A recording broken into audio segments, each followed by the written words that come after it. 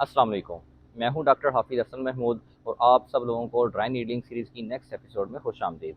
आज की वीडियो में मैं आपको बताऊंगा कि पेरोनियस टर्शियस मसल की ड्राई नीडलिंग कैसे परफॉर्म करते हैं।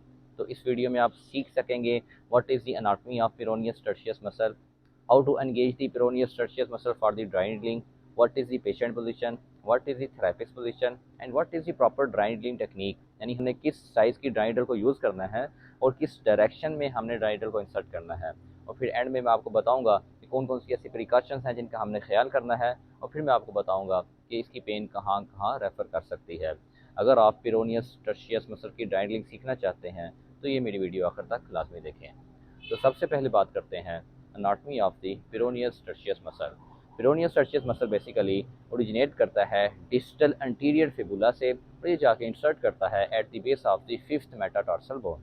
अगर बात की जाए कि पेरोनियस टर्शियस मसल को हमने ड्राई नीडलिंग के लिए कैसे एंगेज करना है तो उसके लिए हम पेशेंट को कहेंगे कि वो अपने फुट की इवर्जन करें। वो जैसे ही इवर्जन करेंगे हम साथ में उनको रेजिस्टेंस प्रोवाइड करेंगे, यानी हम रेजिस्टेड इवर्जन प्रोवाइड करेंगे। आप बैठ कर जोर लगाएं, बैठ जोर लगाएं, मेरे हाथ पे जोर लगाएं। जब ये इस तरह जोर लगाना है तो मुझे इस साइड पे ये जो मसल टाइट फील हो रहा है ये बेसिकली पेरोनियस टर्शियस मसल है।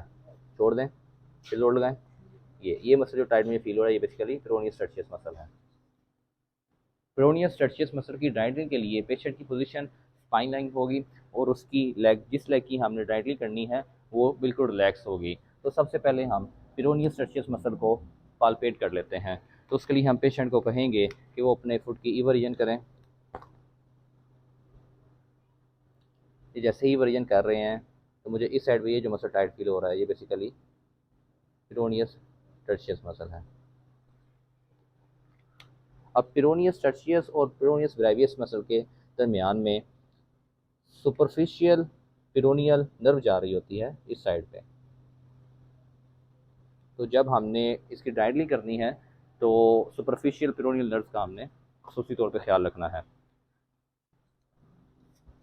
तो इसकी ड्राइडलिंग के लिए जो हमें ड्राइडल रिक्वायर्ड होगी वो 30 mm की ड्राइडल है और वो हमने फ्लैट पाल्पेशन के साथ perpendicular to the muscle fibre और टुवार्ड्स दी फेबुला हमने इसको इंसर्ट करना है।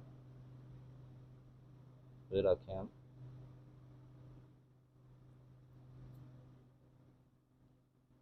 इंसर्ट करते हैं, इंसर्ट करके हम इस तरह लॉक लगा देंगे।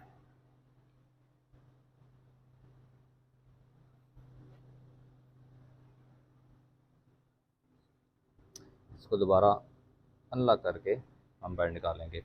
अब इसकी प्रिकॉशंस में जो पेरोनियस ब्रेविस और पेरोनियस टर्शियस मसल के दरमियान में सुपरफिशियल पेरोनियल नर्व जा रही है उसका हमने ख्याल करना है और उसके अलावा जो हमें सुपरफिशियल ब्लड वेसल्स नजर आएंगी उनका हमने ख्याल करना है। अगर इसकी बात की जाए रेफर्ड पेन की तो वो पेन रेफर कर सकती है posterior और palmar aspect of the heel और उसके अलावा टेंडन एक्लीस पे इसकी पेन रेफर कर सकती है और डिस्टल काफ पे हम इसकी पेन मिल सकती है। ये थी पेरोनियस टर्शियस मसल की ड्राइडलिंग।